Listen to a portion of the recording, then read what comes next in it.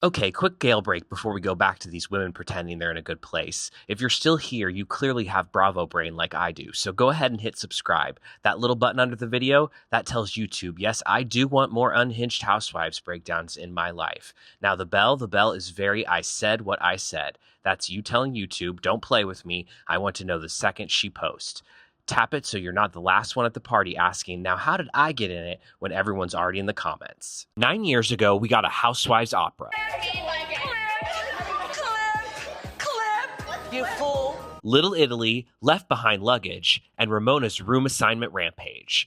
It's a Bronx Tale. They had a reputation for breaking up bars, but they knew that instant they made a fatal mistake.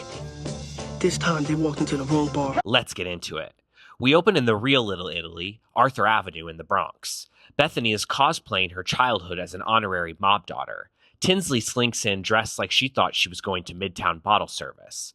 Dorinda arrives openly hungover but ready to keep the party going. Luann and Sonja are followed by Carole, dressed like she's tagging wildlife for National Geographic. Bethenny calls it Safari Tour at 3, Tinsley calls it cute, and Dorinda is confused. What are you doing at 3?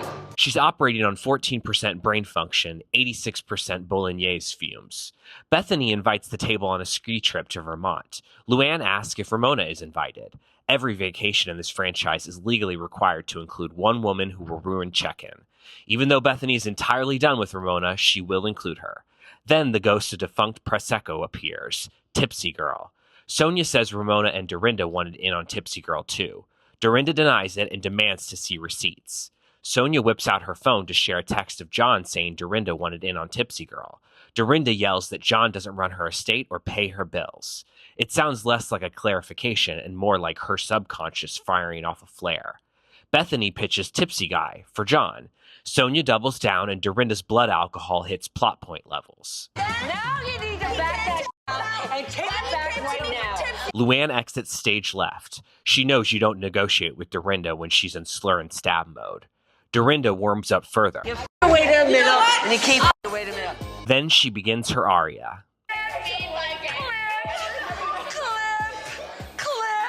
You fool. Dorinda gives us range. After a trip to the bathroom, we go from rage to tears. Dorinda pivots into truce builder, insisting she wants to move on. The ladies wisely decide it's time to take their bows. On the way out, a random diner tells Carole she looks like Melania Trump.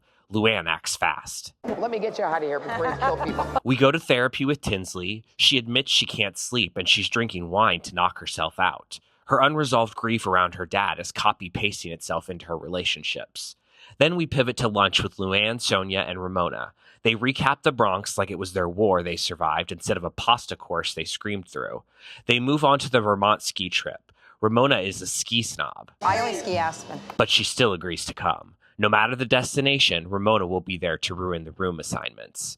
We cut to Vermont. Bethenny and Carole rented a big log cabin. Dorinda arrives. Everyone's marveling at how cozy it is.